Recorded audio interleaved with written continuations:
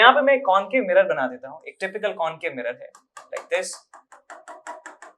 ये इसका पोल है, ये हमारे पास प्रिंसिपल एक्सिस है, और ये हमारे पास हो गया पोल, ये हमारे पास हो गया सेंटर ऑफ कर्वेचर, ये हमारे पास हो गया फोकस। अब इसको याद रखने की ट्रिक मैं आपको बताने वाला हूं कि अलग अलग जगह पर यदि ऑब्जेक्ट होगा तो इमेज का साइज, इमेज का नेचर, इमेज का ओरिएंटेशन कैसा कैसा होगा वो हम बता सकते हैं। तो आप सबसे पहले क्या कीजिए, हमारे पास कुछ पॉइंट्स हैं स्टैंडर्ड, ये हमारे पास है पोल, ये हमारे पास है फोकस, ये हमारे पास है सेंटर ऑफ कर्वेचर, और ये हमारे पास इंफिनिटी, एट इंफिनिटी। तो मैं इन पॉइंट्स को ऑड नंबर्स देने वाला हूं स्टार्टिंग फ्रॉम हियर। तो मैं यहां पे नंबर देता हूं इसको 1, इसको नंबर देता हूं 3, और इसको नंबर देता हूं 5। मैंने इनको नंबर दे दिया, और उसके बाद ये ऑब्जेक्ट जरूरी नहीं है यहां पे रखा हो, यहां पे रखा हो सकता है ऑब्जेक्ट इनके बीच में रखा हो। तो इस पूरे इंटरवल को मैं नंबर दे रहा हूं 2। इस पूरे इंटरवल को जो है मैं नंबर दे रहा हूं, दिस इज नंबर 2। और मैं इस इंटरवल को इनफाइनाइट से लेके सी तक का जो इंटरवल है मैं उसको नंबर दे रहा हूं 4, नंबर दे रहा हूं 4। तो हम समझ गए 1 2 3 4 5 कोड का मतलब क्या हो गया। तो यहां पे मैं लिख देता हूं 5 4 3 2 1। इनका मतलब क्या है?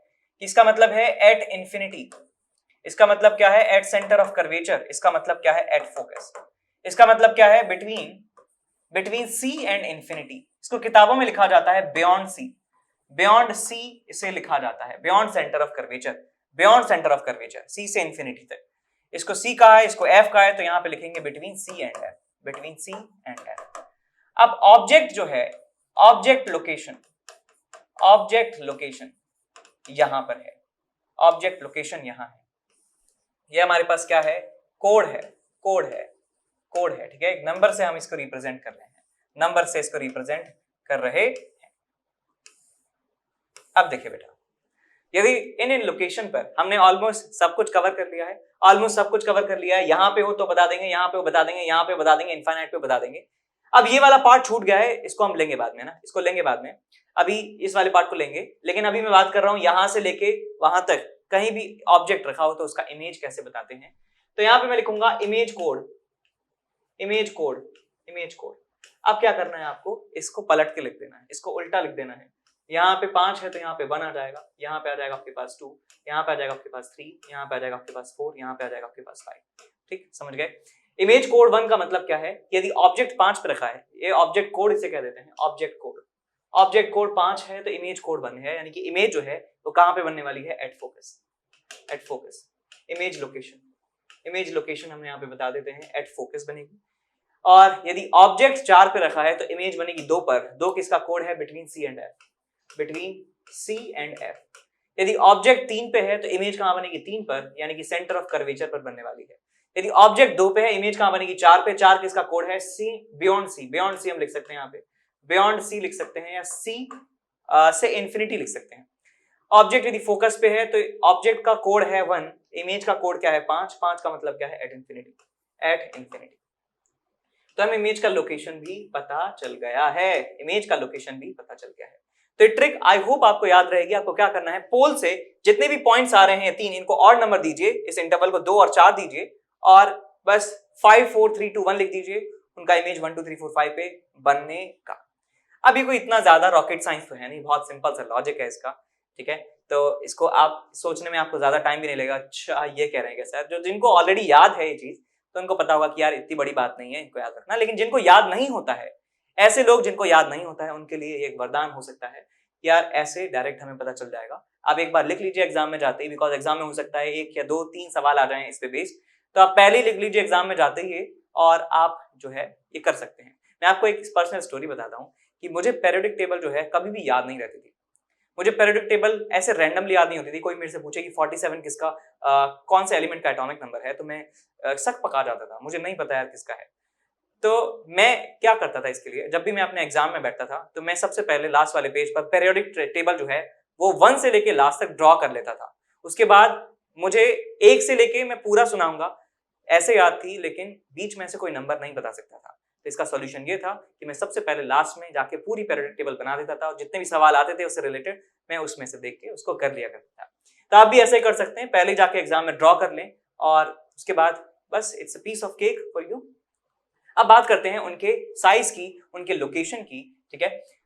तो बात करें यहाँ पे जितनी भी जो इमेजेस बन रही हैं वो रियल इमेजेस हैं।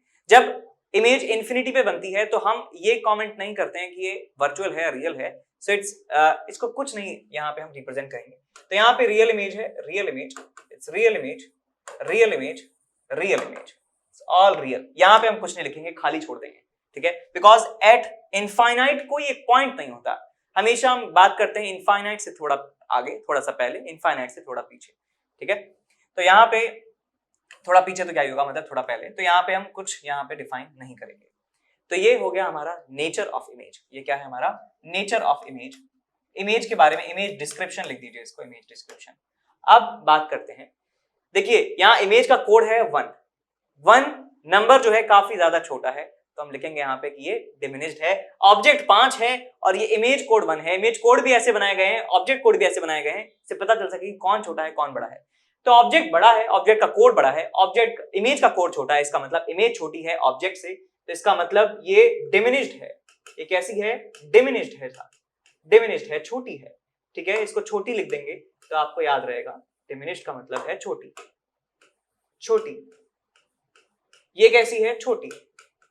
अब 3 और 3 बराबर है, इसका मतलब बराबर लिख सकते हैं इसको, बराबर है, इमेज का साइज बराबर है ऑब्जेक्ट के साइज के, कोड बराबर हो गए। अब इसका कोड छोटा है, इसका कोड बड़ा है, इसका मतलब बड़ी है इमेज कैसी है? बड़ी है। और यहाँ पे भी लिखेंगे इमेज कैसी है? बड़ी है।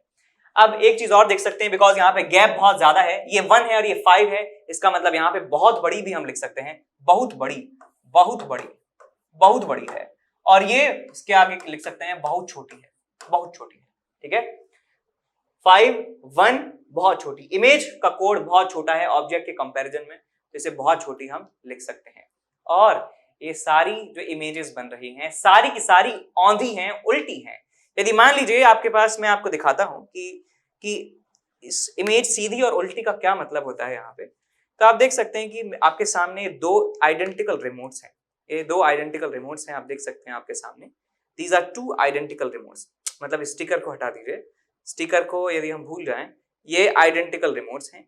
मैं मान लेता हूं ये यदि ऑब्जेक्ट है और इसका इमेज ऐसे बन रहा है, इस ऑब्जेक्ट का इमेज, ये ऑब्जेक्ट, ये इमेज, तो ऑब्जेक्ट का इमेज यदि सीधा बन रहा है तो इसका मतलब ये इरेक्ट इमेज इसे कहते हैं। इसे इरेक्ट कहा जाता है क्योंकि ऑब्जेक्ट का सर ऊपर, इमेज का सर ऊपर, ये इरेक्ट इमेज है।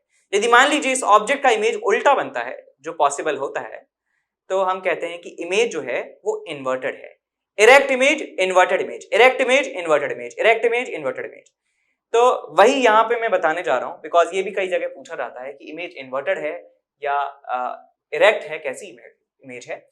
तो ये सारी जो इमेजेस है ना, ये सारी इन्वर्टेड हैं। सारी कैसी हैं? इन्वर्टेड हैं। उल्टी लिख देता हूं मैं, बिकॉज यहाँ पे जगह नहीं है। उल्टी और ये उल्टी, ठीक है, उल्टी, ठीक है। यहाँ पे हम उल्टा सीधा नहीं लिखते हैं बिकॉज ये बहुत बड़ी है, ठीक है। वैसे कायदे से यहाँ पे, और इसको भी, बिकॉज यदि इमेज का साइज बहुत ज्यादा छोटा है, एकदम पॉइंट साइज्ड इमेज है, तो क्या छोटा और क्या बड़ा हम नहीं कहते हैं। मान लीजिए आपका दोस्त है आपके साथ, और आपका दोस्त जो है वो हाथों से चल रहा है, पैर ऊपर करके चल रहा है, तो आप कहोगे अबे क्या हो गया तुझे, क्यों तू उल्टा होके चल रहा है। लेकिन मान लीजिए वही काम जो है एक चींटी करने लग जाए या अमीबा करने लग जाए, अमीबा जो है उल्टा चलने लगे, या फिर कोई भी छोटा सा जानवर जो है, वो छोटा सा जंतु जो है वो ऐसे उल्टा चलने लग जाए, पैर से हाथों के बल चलने लग जाए, तो आप कभी भी जो है केयर नहीं करोगे, आपको कभी नहीं कहोगे यार अरे उल्टा क्यों चल रहा है, आप कभी नहीं पूछोगे। लेकिन आपका दोस्त आपके बराबर हाइट का, 5 फुट, 5.5, 6 फुट हाइट का, यदि दोस्त हाथों के बल चलने लगे तो आपको लगेगा अजीब। तो ऐसे यहाँ पे है कि यदि बहुत छोटा है हमारे पास कोई चीज, तो हम नहीं कहते हैं कि वो सीधा है, इरेक्ट है या इन्वर्टेड है।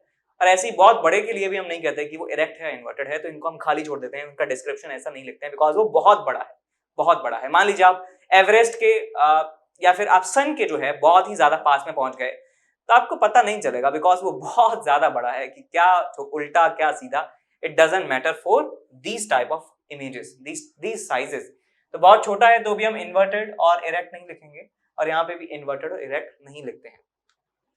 तो ये सारी बातें हो गई, रियल बता दिया हमने और साइज बता दिया, उसका ओरिएंटेशन बता दिया, तो ये बात हो गई। अब बात करते हैं इस वाली जगह की, एरिया 51 की, जो हम यहाँ पे बात नहीं करी अभी तक। तो ये वाला जो रीजन है इसे आप कह सकते हैं जीरो, और ये जीरो इन सारे रूल्स को फॉलो नहीं करता है। ये रीजन जो जीरो है इसका मतलब है बिटवीन P एंड F।